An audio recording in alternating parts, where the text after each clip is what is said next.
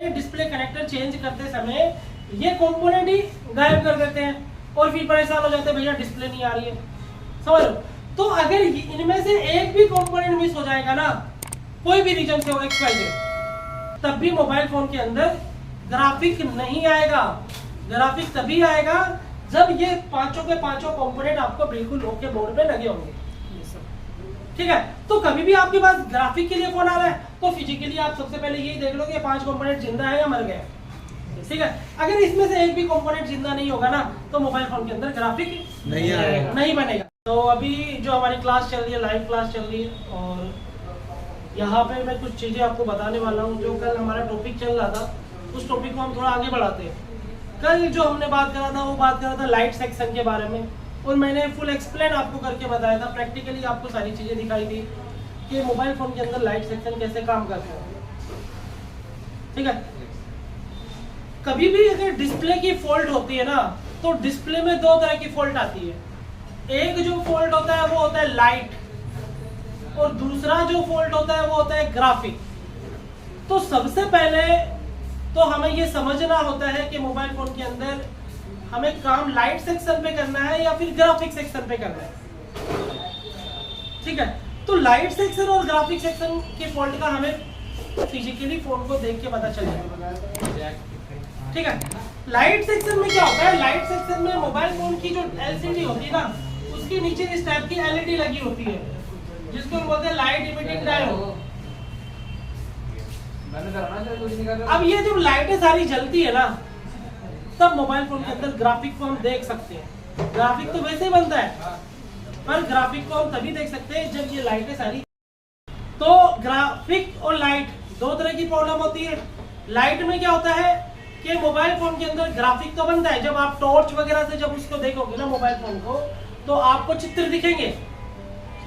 अगर चित्र दिख रहा है तो फिर हमें लाइट सेक्शन पे काम करना है, और अगर हमें कुछ भी नहीं दिख रहा है, ना ग्राफिक दिख रही है ना लाइट दिख रहा है, तो सबसे पहले हमें ग्राफिक्स की सारी वोल्टेजेस, जो मोबाइल फोन के अंदर ग्राफिक बनती है ना, ग्राफिक कुछ वोल्टेजेस से बनता है, कुछ प्रोटोकॉल से बनता है, तो वो लाइनें हमें सबसे पहले चेक करनी है।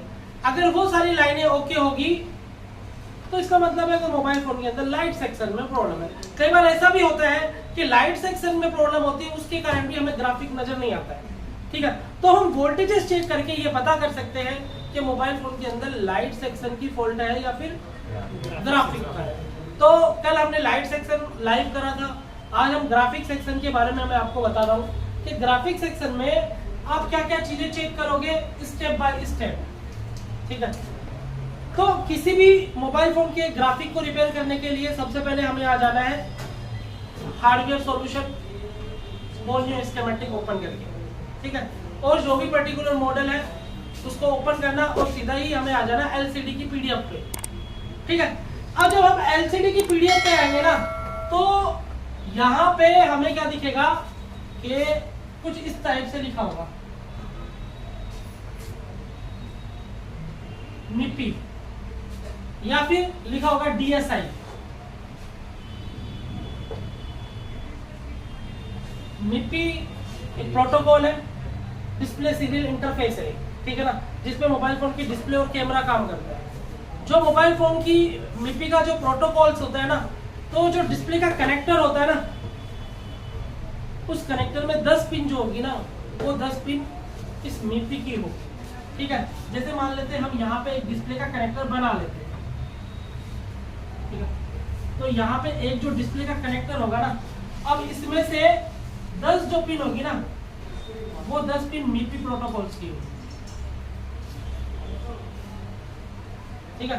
2 4 6 8 10 ये 10 पिनें जो होगी ना डिस्प्ले के कनेक्टर पे, ये 10 पिनें किसकी होगी, मिपी की होगी, ठीक है। मिपी की लाइन में जब आप देखोगे ना तो एक डुअल कॉइल एक कंपोनेंट आपको दिखेगा जिसको बोलते हैं ईएम फिल्ट्रेशन कंपोनेंट, कुछ इस टाइप का दिखेगा,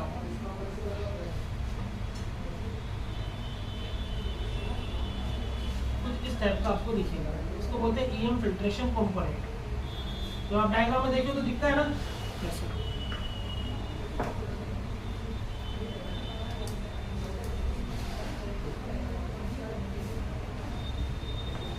और ये जो सारी की सारी लाइनें होगी ना, ये सारी की सारी लाइनें आपको CPU से कनेक्टेड दिखेगी। तो ये 10 लाइनें जो होगी ना, 10 लाइनें इसमें से किसकी होगी? मीपी प्रोटोकॉल्स की होगी। समझ में आ गई? अब 10 के बाद इसके अंदर जो 2 लाइनें होगी ना, इसमें 10 पिन तो होगी आपकी मीपी, ठीक है। और उसके अंदर 2 पिन जो होगी ना, वो होगी VSP और VSL। VSP और VSL। VSP और VSL में क्या होगा? जब आप मोबाइल फोन को, ये जो लाइन होगी ना VSP और VSL, ये दोनों लाइन ग्राफिक की लाइन होगी। इसकी लाइन होगी ग्राफिक की। VSP और VSL को जब हम चेक करेंगे ना, तो मोबाइल फोन को जब हम चार्जर से कनेक्ट करेंगे ना, और चार्जर से कनेक्ट करने के बाद चेक करेंगे, तो VSP और VSL पे 5 वोल्टेज प्लस और 5 वोल्टेज माइनस बनेगा। तो यहाँ पर VSP और VSL की जो लाइन होगी ना, आप चार्ज पे ला के चेक करोगे तो 5 वोल्टेज प्लस और 5 वोल्टेज माइनस इन दोनों लाइनों पे बनना चाहिए, इन दोनों पिनों पे, इन दोनों पिनों पे VSP और VSL में कितना वोल्ट बनना चाहिए? 5 वोल्टेज प्लस और 5 वोल्टेज माइनस चार्ज पे लगाने के बाद, ठीक है। उसके बाद एक जो पिन होगी ना, वो आपकी होगी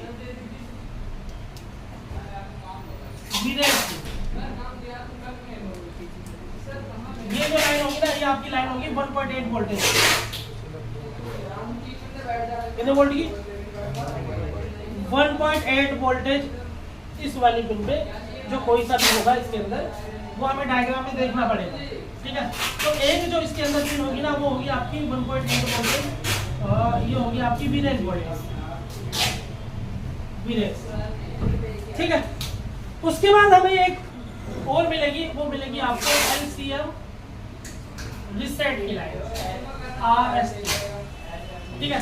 और ये वाली लाइन भी है ना, ये लाइन भी आपकी CPU से कनेक्टेड होगी।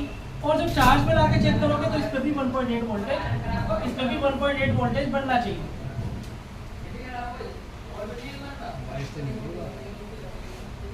समझ आ रही है यहाँ तक? ठीक है। उसके बाद एक जो वोल्टेज आएगा ना, अब हम स्टेप बाय स्टेप इसको चेक करेंगे।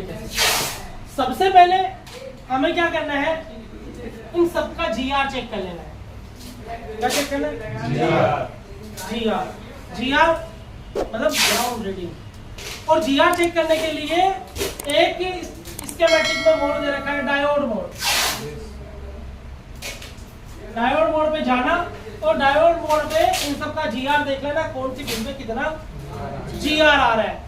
अगर किसी भी पिन पे GR नहीं आ रहा है और डायोड मोड पे दिखा रहा है GR, तो इसका मतलब है वो लाइन ब्रेक है, ठीक है। और अगर किसी पिन पे GR दिखा रहा है और वहां पर बीप आ रही है, तो इसका मतलब है लाइन शॉर्ट है। तो हमें क्या करना है, सबसे पहले सारी लाइन को चेक करना है, GR चेक करना है। किस लिए चेक करना है? ब्रेक लाइन और शॉर्ट लाइन के लिए। अगर कोई भी लाइन यहाँ पर ब्रेक हो जाती है, तो इसका मतलब है कि मोबाइल फोन के अंदर ग्राफिक नहीं बनेगा। चाहे मीपी की 10 में से एक भी लाइन ब्रेक हो जाएगी, तब भी क्या होगा? ग्राफिक नहीं बनेगा। और अगर यहाँ पर 1.8 वोल्टेज नहीं आएगा, तब भी नहीं बनेगा। और अगर रिसेट की लाइन पे 1.8 वोल्टेज या GR नहीं आएगा, तब भी नहीं बनेगा। और VSP और VSL पे 5 वोल्टेज प्लस और 5 वोल्टेज माइनस नहीं बनेगा, तब भी ग्राफिक नहीं आएगा। क्या नहीं आएगा?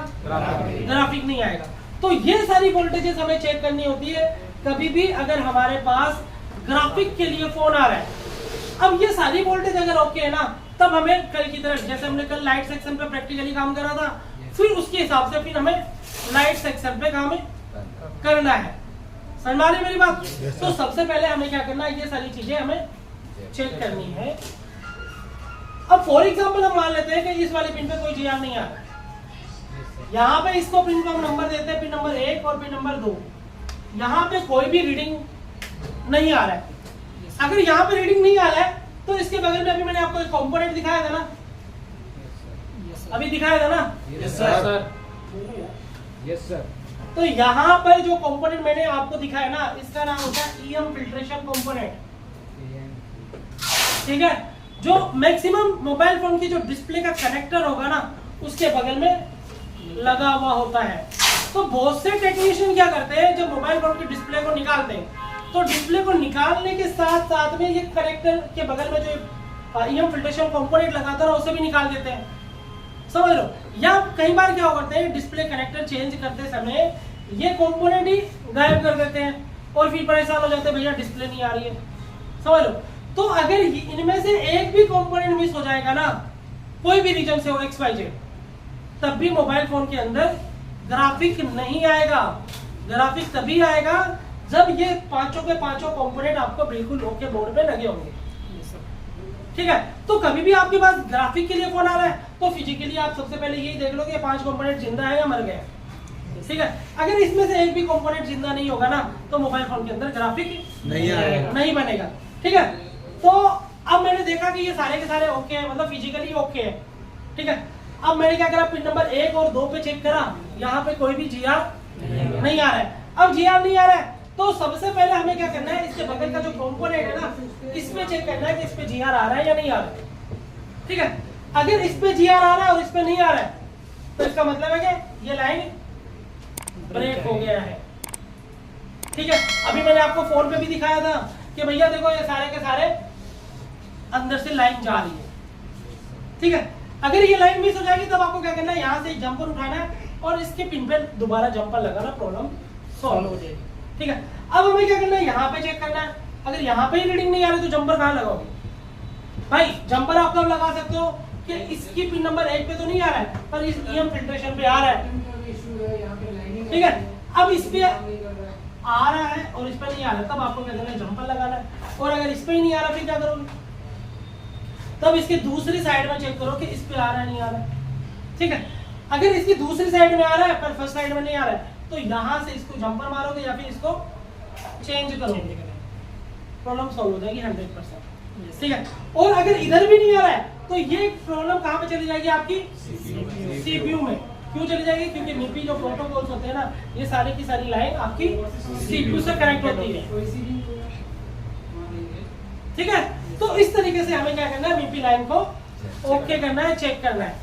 और सबसे पहले हमें फिजिकली चेक करना है, क्योंकि बहुत से टेक्नीशियन क्या करते हैं, इसे निकालते समय, इसका डिस्प्ले को निकालते समय ये पॉइंट निकाल देते हैं, ये ईएम फिल्ट्रेशन कंपोनेंट निकाल देते हैं।